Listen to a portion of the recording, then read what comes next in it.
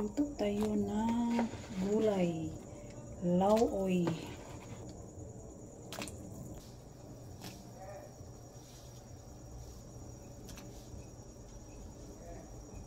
Yan. Tanglad, lagyan ng tanglad.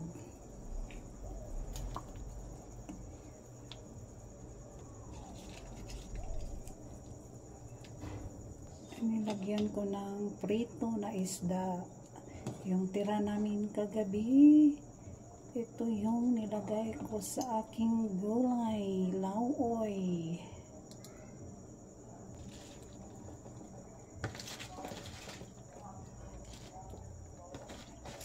Ayan. Nilagyan ko ng tanglad para mabango ang ating gulay. Ayan. Ayan na, hindi kumpleto ang ating utan bisaya or lauoy kung walang malunggay. Lagay na natin ang malunggay. Ayan. Ayan na ang ating utan na lauoy. Sa bisaya, utan bisaya.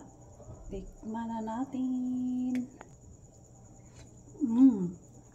Sarap ang bango kasi may tanglad siya at may sikwa. Yan, piniritong isda nilagay ko. Kainan na utan lauoy. Yan. At nagluto ako ng tuyo, yung dilis.